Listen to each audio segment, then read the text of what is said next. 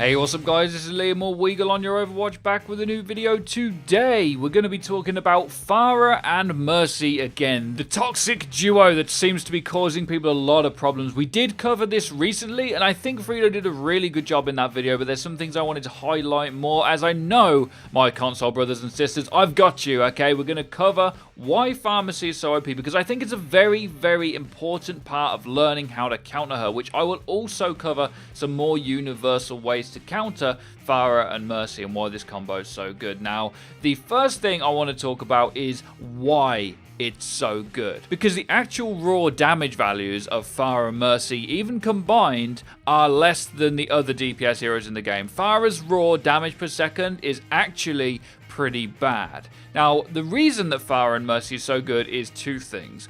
One is synergy. Synergy is the most important part of Overwatch. The team with the most synergy is going to win. Now, this can range from just Pharah and Mercy being the only two synergy picks on the team, or it could range to the whole team running a dive comp and wrecking things. Whoever has the most synergy on a team is going to win. Well, Pharah and Mercy is a very, very easy synergy pick. You can just put it on and get pretty much free kills. Mercy is the easiest support to play, and Pharah is the easiest DPS to play. Now, it doesn't mean that they don't take any skill, so don't get upset about that, but it's fairly well known, it's easy to hit rockets, and it's not hard to fly up to Pharah and keep her alive. So this instant synergy pick is the first part of what makes this strong, is that it's actually two people playing together, and it's quite simple. And it's coupled with the fact that these are fairly easy heroes to play. Now, another synergy pick that's better than this could be something like Winston and Genji, but this is harder to run, and it does also require more team follow-up than Pharah and Mercy.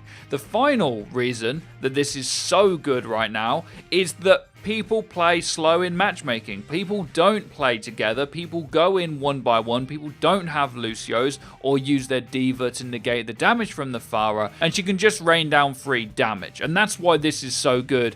And I'm here to tell you guys that it really isn't that difficult to counter this, and definitely nowhere near as difficult as people think it is. If I refer you to the gameplay on screen, I am doing exactly this. The enemy team are playing into me. They're coming out into the open slowly, taking bad engagements. They have no Lucio. They have double hit scan Zen, but I'm so far away that they can't do the damage. They don't have a D.Va to eat up the rockets. They don't have a Rhine shield even to block the damage, and they walk into it, and this is where Pharah is super, super strong. Yes, it's easier to hit rockets as Pharah than it is to do damage on a lot of other DPS, and in that way she's more reliable, but a raw DPS isn't the problem, it's the positioning that people take against her, and this is how you counter her, guys. The approach that you take is the way to counter her, not treating it as 1v1 duels or 2v1 duels. The picks that used to make Pharah uncomfortable aren't necessarily the same ones anymore,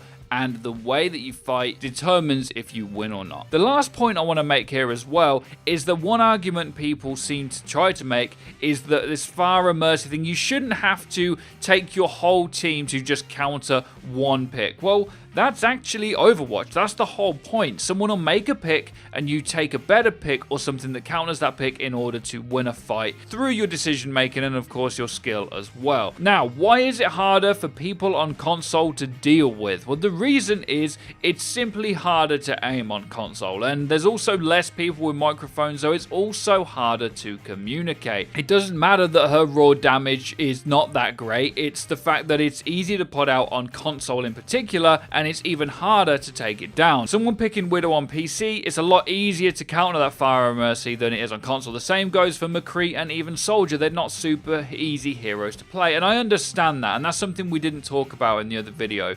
Now, we'll get whether they should balance it a little bit differently later on console, but what I want to talk about now is universal ways to deal with this problem. Right now, at the pro scene, the most considered OP or ridiculous ability in the game is D.Va's Defense Matrix. And the reason for this is because it can block damage like all the time. You can negate all the damage in the world. If you take a D.Va on console or on PC, and this is why it's a universal way to deal with it, is that you can negate that Pharah and Mercy's damage for a very huge portion of the game that you're playing in. And what you do is you win the fight on the ground faster than the Pharah can do the damage in the sky. D.Va can deal with the Pharah in a very big way on all platforms, and managing defense matrix, and we've done videos on this if you'd like to check it out, will get you a victory against a Pharah all the time. At high levels of matchmaking, for the most part, Pharah only comes out as a niche pick, whereas I know at the lower levels on console and on PC, Pharah is around all the time. But on EU at least, at the highest levels, Pharah comes out every now and then, and when she does, someone will put on a Widow or a D.Va or both and take care of that Pharah, and she very quickly becomes not a problem. And D.Va negating all of that damage while your team are then 5v4 is a very big deal. Winning the fight on the ground quicker than the Pharah can do damage to you. And it's definitely possible, guys, because the raw damage value the Pharah and Mercy can output is 150 DPS maximum.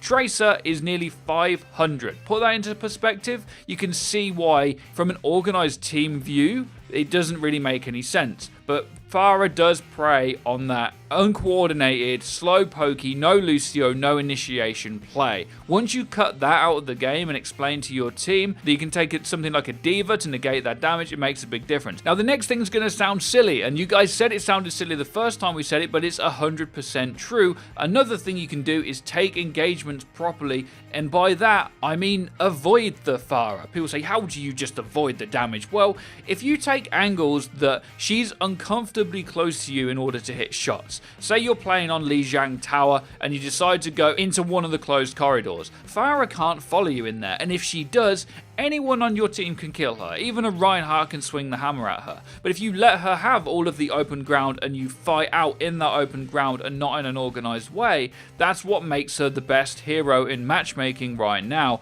at the lower levels and on console. But if you don't go to them open areas where you can avoid it, and you take a D.Va to absorb all that damage while your team win the fight on the ground, it's a much easier way to take out this threat. The last thing to talk about, guys, is this OP?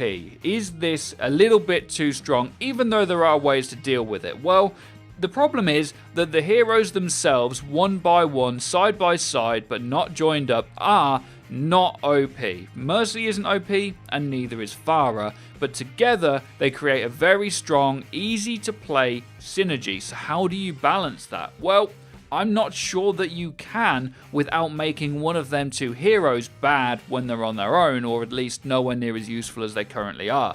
You could reduce Pharah's damage a little bit if you wanted to, but at organized play, she is a niche pick and will be dealt with very well in organized play. So it's difficult because there's all these different levels and there's also different platforms, and trying to balance them separately on each one is something that's difficult to do. I don't think currently there's too many massive differences between the heroes on both platforms, if any at all, but maybe they need to just move Pharah's damage down a little bit or up the aim assist on Widow. I don't know what the answer is, guys. If you think you have them, let me know in the comment section down below, but I can guarantee you that trying to just balance these heroes out in that way will result in one of them being pretty bad, because right now they're not massively OP. It's just that synergy that you get instantly is more than a lot of the synergies you'll see at lower level matchmaking, because there are definitely better synergies in the game, but they're harder to pull off. I mean, for example, how a lot of people will counter Pharah and Mercy at high levels of play